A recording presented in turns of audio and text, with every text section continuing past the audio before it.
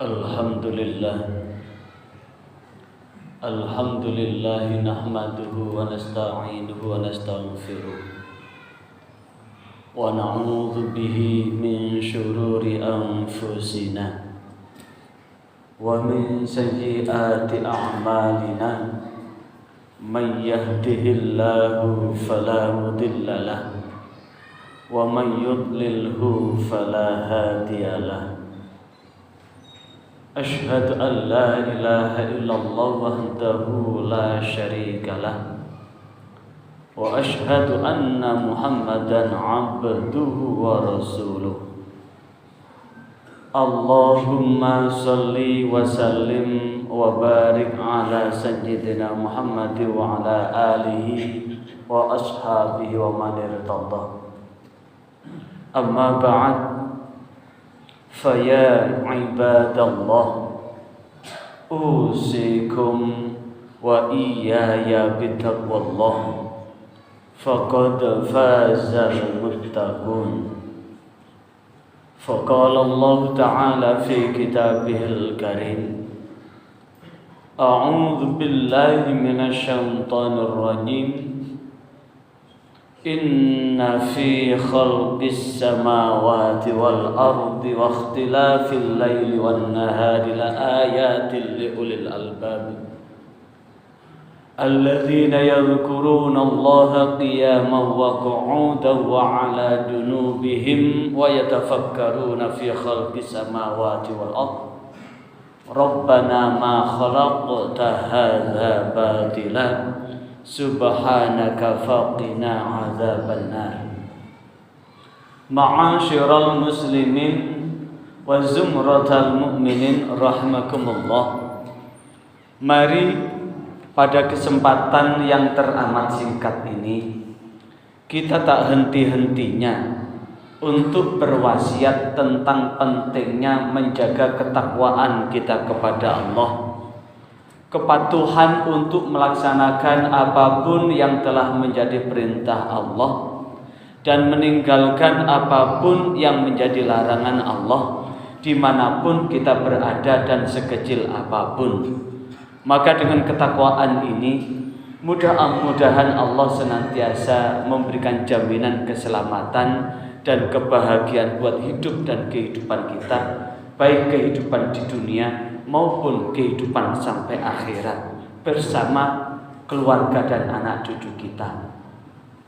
Ma'asyiral muslimin wa zumratal mu'minin rahimakumullah.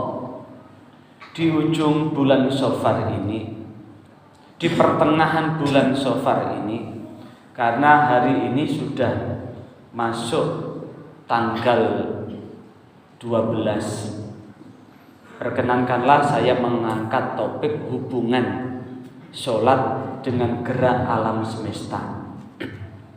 Ma'asyiral muslimin wa zumratal mu'minin rahimakumullah. Rasulullah menyampaikan, awwalu ma yuhasabu bil 'abdu yaumal qiyamah as-shalah. Pertama kali yang akan Allah perhitungkan pada hari kiamat itu sholat. Karena Rasulullah menegaskan, idza saluhat saluha sa'iru amali. Jikalau sholatnya baik, maka akan baik amal yang lain. Wa in fasadat, jikalau sholatnya rusak, fasada sa'iru amali, maka akan rusak amal yang lain. Saking pentingnya, di dalam surah Toha ayat 132 Allah memerintahkan wa'mur ahlaka bis-sholati wa'mur ahlaka bis-sholah wastabir 'alaiha. Perintahkanlah keluargamu dengan sholat dan bersabarlah ketika memerintahkan sholat pada keluargamu itu. Ayat ini hubungannya dengan surah At-Tahrim. Dengan perintahnya adalah ku anfusakum wa ahlikum naro.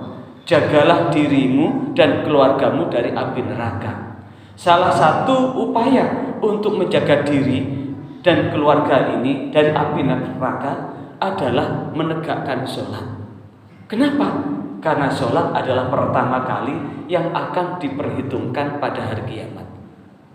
Ma'asyiral muslimin wa zumratal mu'minin rahimakumullah.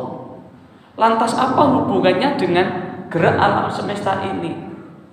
Sholat wajib itu ada dua macam, fardu ain dan fardu kifayah.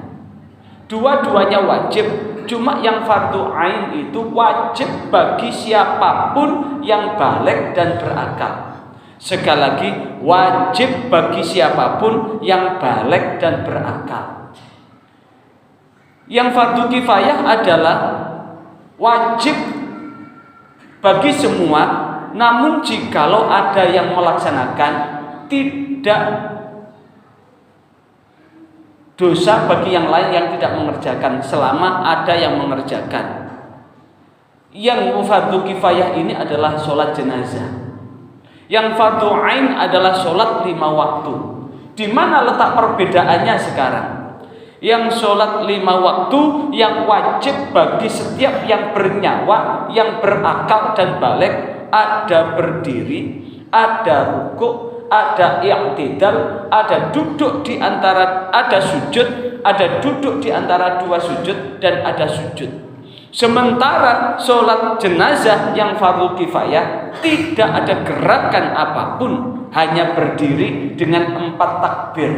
Takbir pertama membaca Fatihah, takbir kedua membaca sholawat, takbir ketiga mendoakan mayit, dan takbir yang keempat mendoakan mayit dan mendoakan diri yang sedang sholat.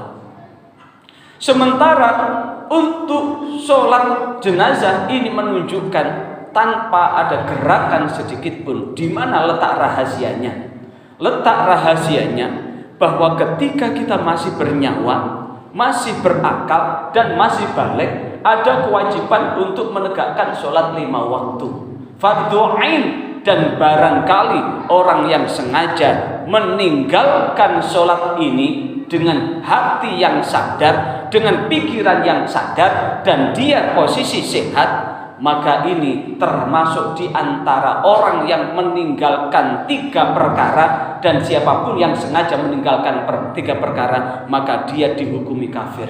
Siapakah itu? 1, meninggalkan syahadat. Yang kedua, meninggalkan sholat. Dan yang ketiga adalah meninggalkan puasa. Siapa yang dengan sengaja meninggalkan, kata Rasulullah, fahuwa kafirun, maka dia termasuk orang kafir.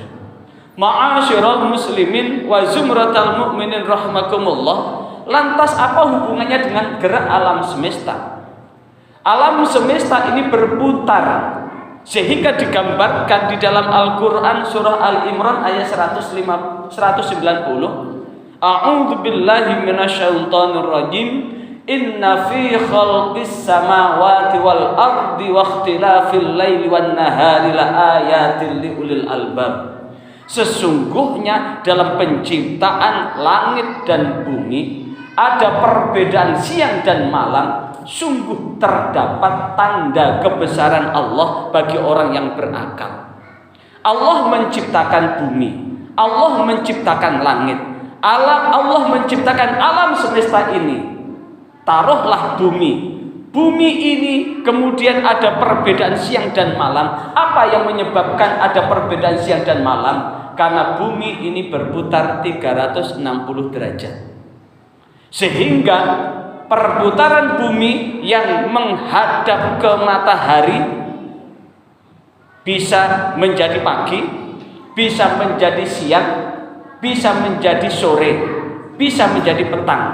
Yang membelakangi matahari bisa menjadi petang, bisa menjadi malam, bisa menjadi dini hari, bisa menjadi menjelang subuh atau fajar. Maka perputaran inilah yang kemudian adanya siang dan malam. Sehingga dengan berputar ini adanya kehidupan. Kita tidak bisa membayangkan jikalau yang siang tetap siang, yang malam tetap malam. Yang siang niscaya permukaannya akan terbakar, dan yang malam niscaya permukaannya akan tertutup es dan akan ada dingin yang sehingga baik siang maupun malam tidak akan ada kehidupan di atas permukaannya. karena tidak kuat untuk menerima yang panas maupun yang dingin. Tapi Allah tidak demikian. Adanya siang dan malam, justru itu ada dinamika kehidupan, ada pertumbuhan, ada waktu, ada saat-saat kita menghadapkan diri kepada Allah.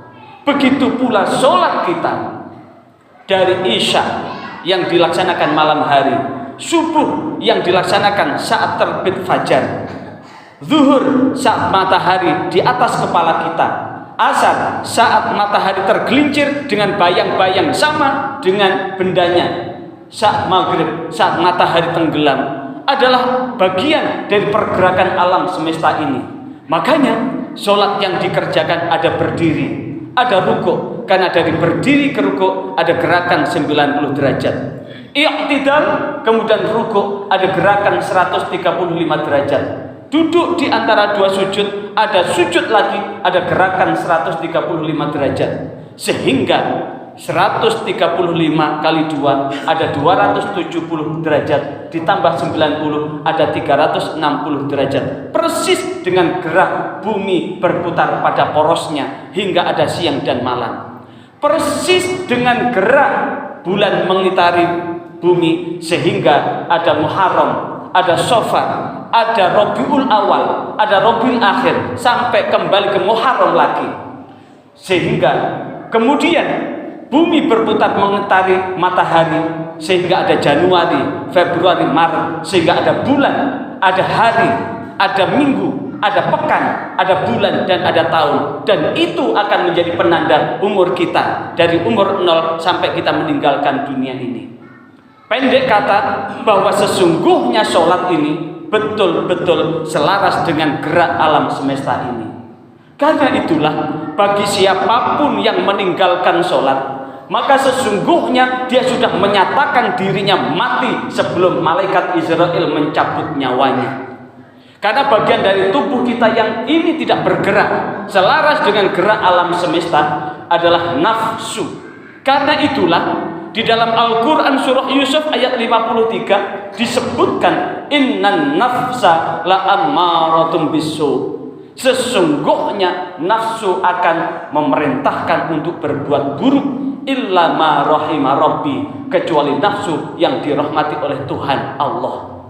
Nafsu yang dirahmati oleh Tuhan Allah itu adalah nafsu yang senantiasa terbimbing, yang kemudian dipoles, diasah dengan sholat. Pendek kata, orang-orang yang meninggalkan sholat sebetulnya dia sudah mati sebelum saatnya dia dikuburkan oleh keluarganya. Ma'asyiral muslimin wa zumratal mu'minin rahimakumullah. Inilah makna yang dapat kita ambil. Maka sesungguhnya qu anfusakum wa ahlikum nara. Jagalah dirimu dan keluargamu dari api neraka. Dan kemudian dihubungkan dengan surah Toha ayat 132, wa'mur ahlaka bis sholati wastabir 'alaiha. Maka perintahkanlah keluargamu untuk sholat dan bersabarlah ketika menegakkan sholat bersama keluarga. Karena sesungguhnya keinginan antara suami, istri, dan anak-anak itu beda. Tapi bagaimana keinginan itu disatukan frekuensinya dengan alam semesta? Maka itulah dijanjikan oleh Allah. Allah akan memberikan rezeki. Nahnu narzuquk wal aqibatu lil muttaqin. Allah akan memberikan rezeki, dan bentuk rezeki itu adalah bentuk kebaikan-kebaikan yang Allah berikan buat orang-orang yang menegakkan sholatnya.